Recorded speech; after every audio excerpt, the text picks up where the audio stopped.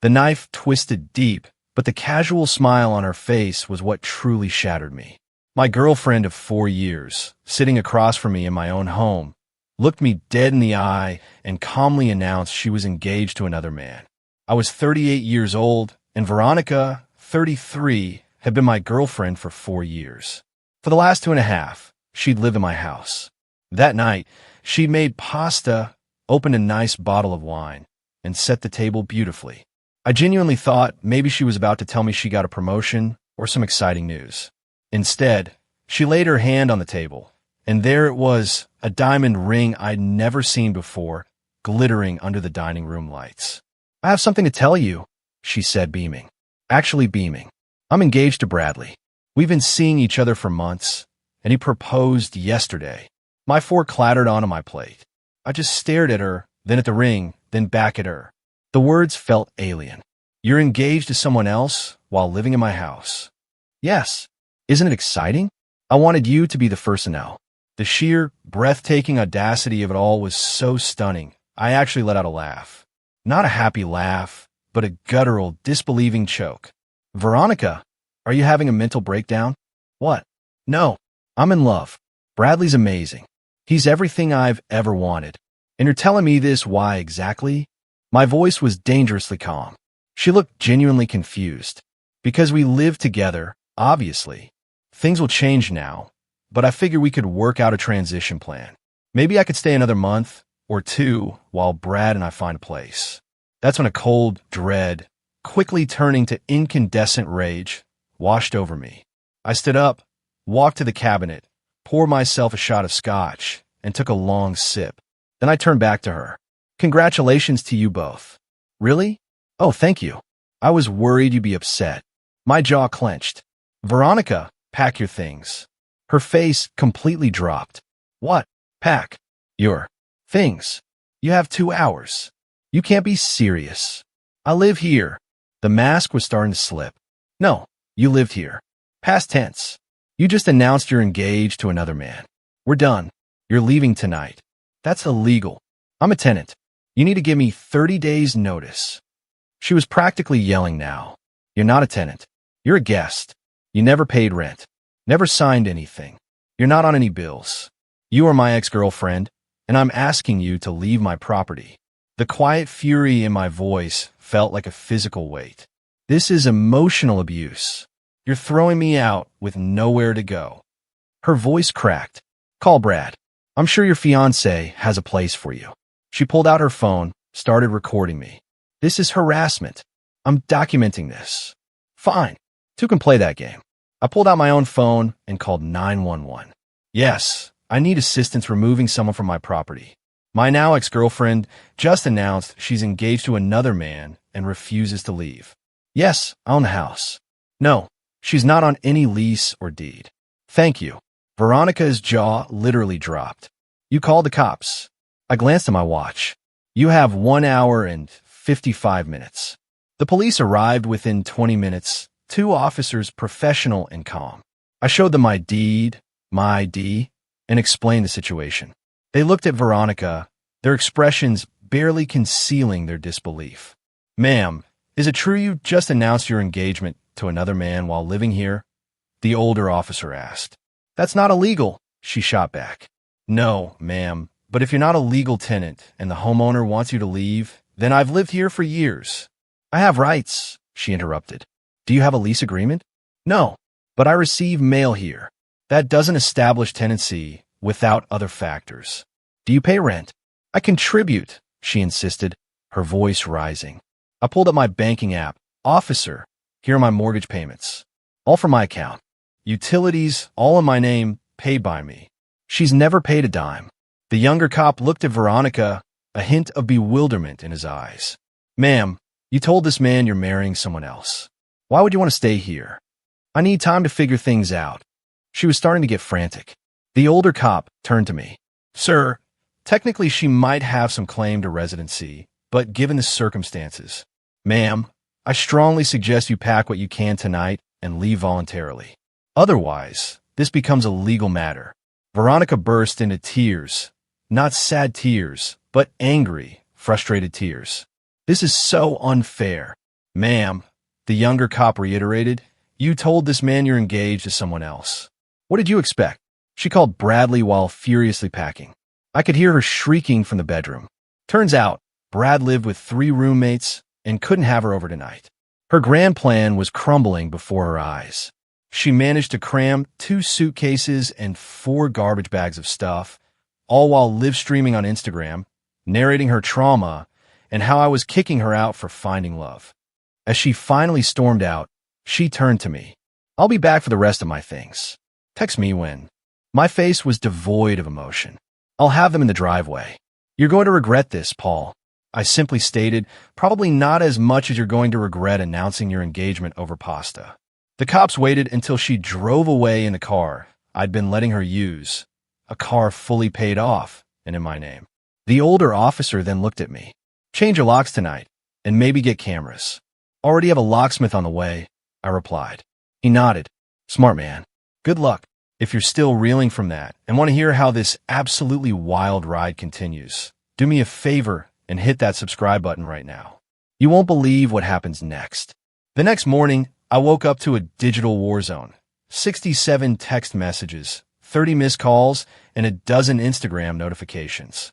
Bradley, the new fiancé, had messaged me. Bro, that was cold. She needed more time to move out properly. Not cool. My reply was swift and cutting. Bro, you proposed to my girlfriend while she lived in my house. Not cool. Then came Veronica's mom, Janet, at 7 a.m., her voice laced with outrage. Paul, what is this I'm hearing about you throwing Ronnie out? Morning, Janet. Did she happen to mention the engagement? The what? She's engaged to Bradley. They've been together for months. A long, stunned pause followed. She said you two were basically roommates. Is that what she told Bradley, too? I need to call you back. She never did. Around noon, Bradley himself showed up at my door.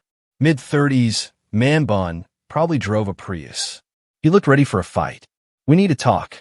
No, we don't. I kept my voice flat. You traumatized Veronica. Your fiancé announced your engagement to me over dinner in my house, that she was living in rent-free. She said you knew about us, he blurted out. I actually laughed. A real, genuine laugh this time at his gullibility. She told you I knew she was cheating? It wasn't cheating.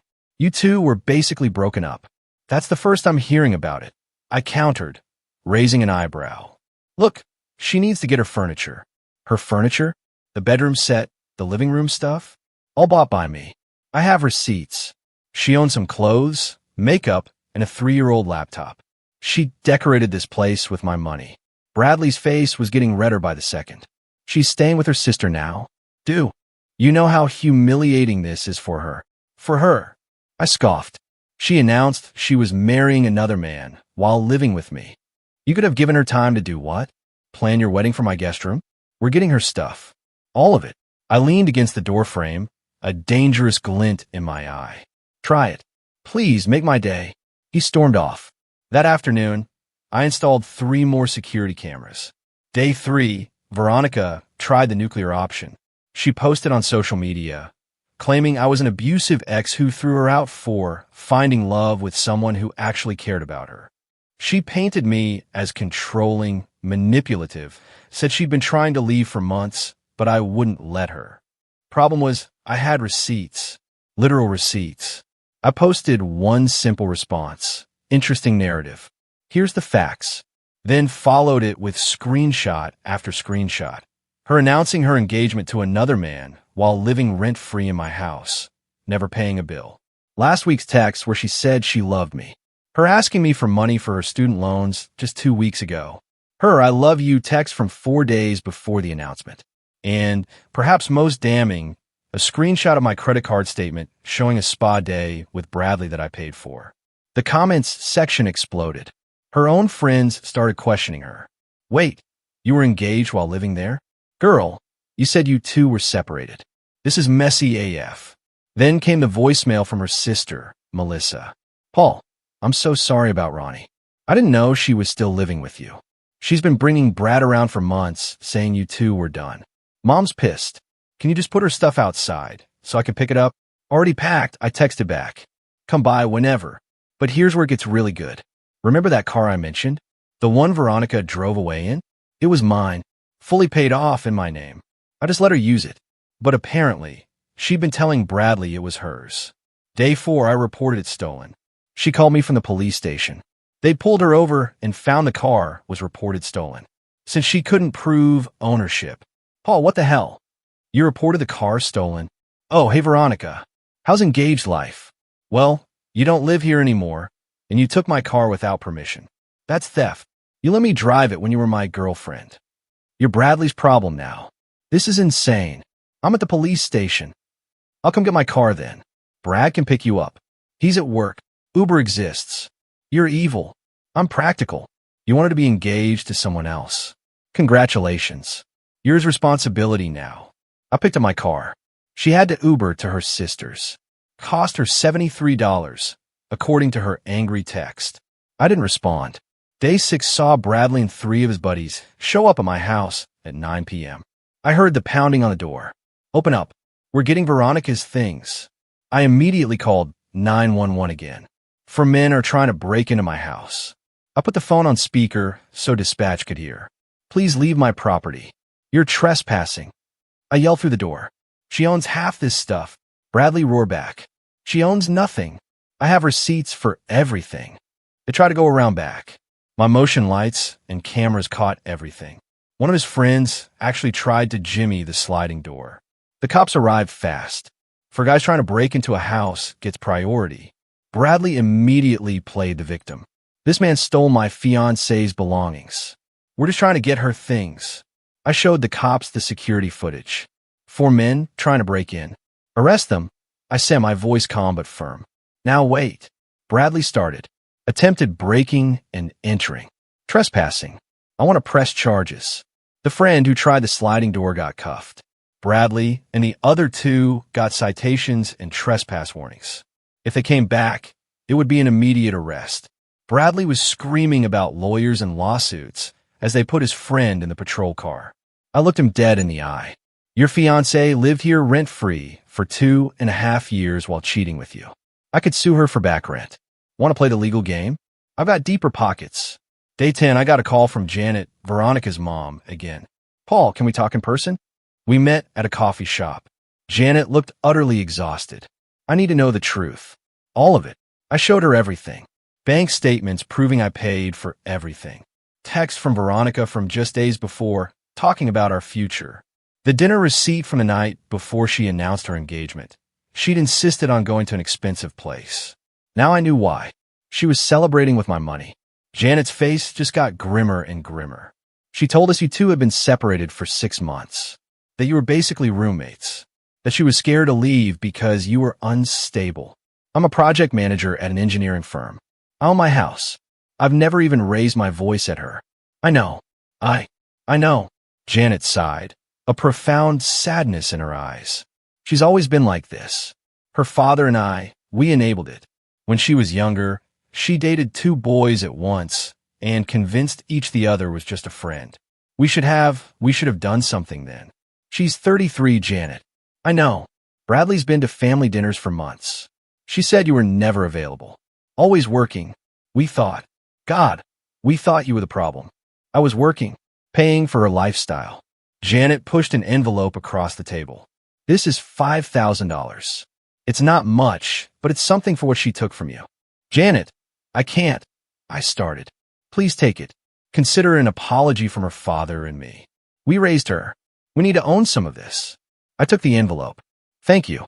Bradley's already having second thoughts, you know. Now that she's living with Melissa, asking him for money constantly, he's seeing what you dealt with. Not my problem anymore.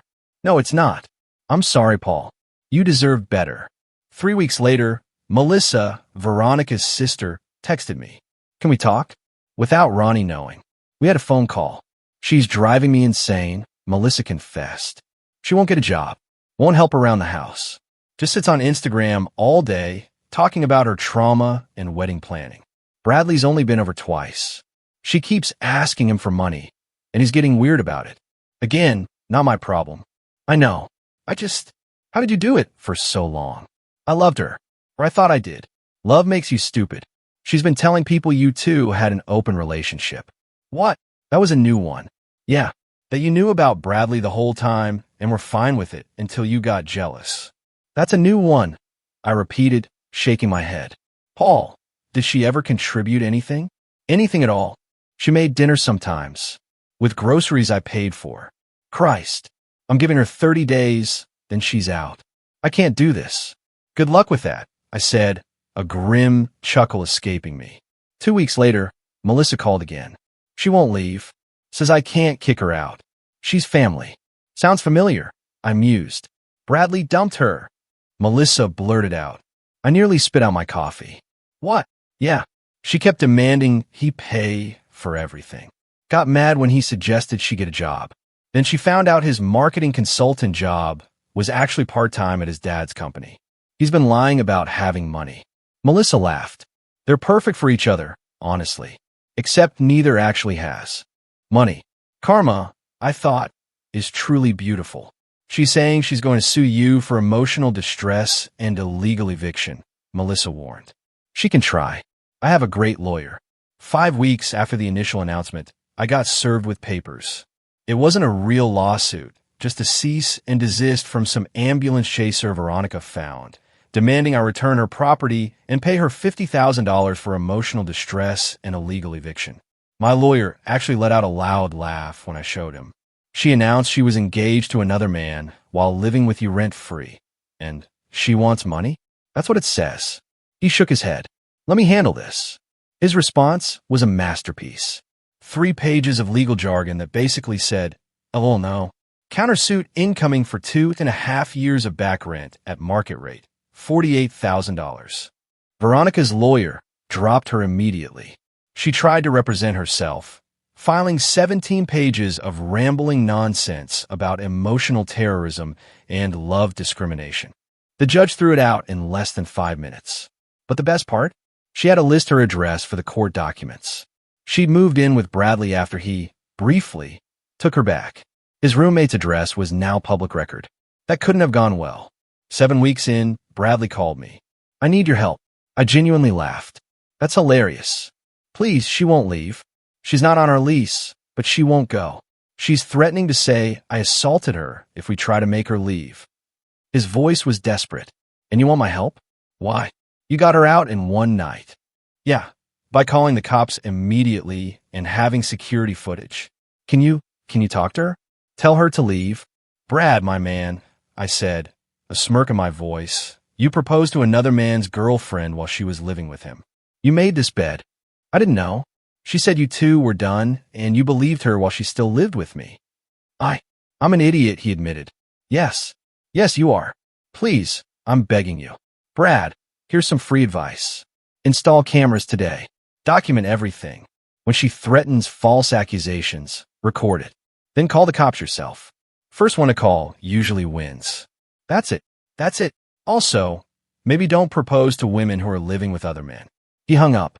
It's been 3 months now. Here's where everyone ended up.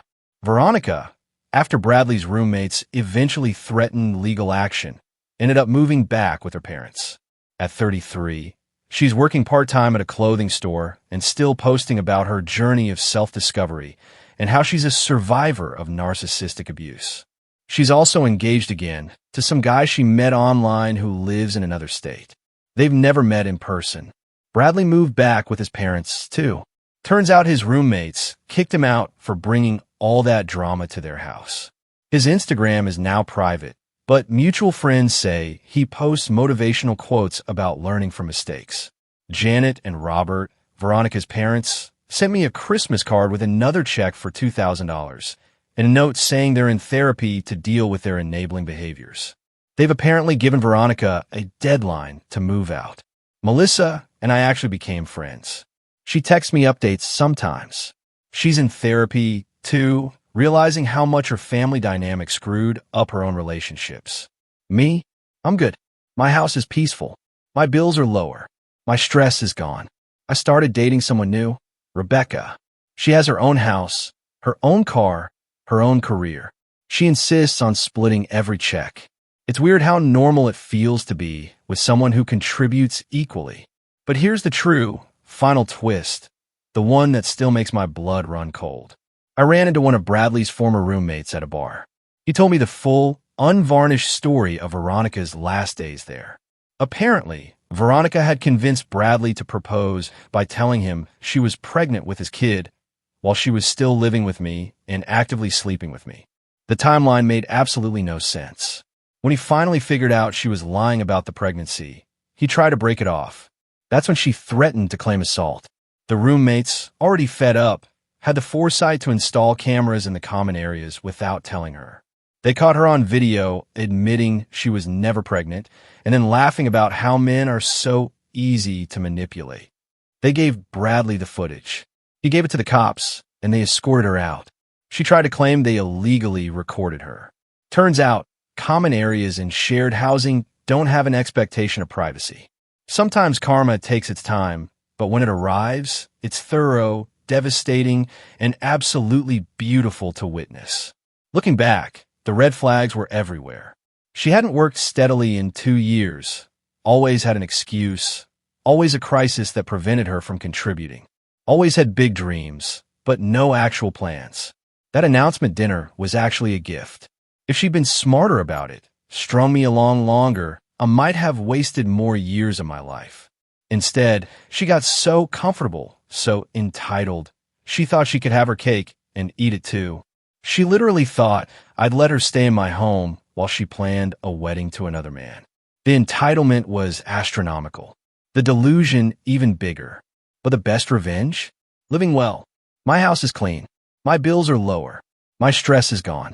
I wake up every morning in my own bed, in my own house, with no one else's drama to deal with. Veronica? She's everyone else's problem now. One at a time. So, what would you have done in my place?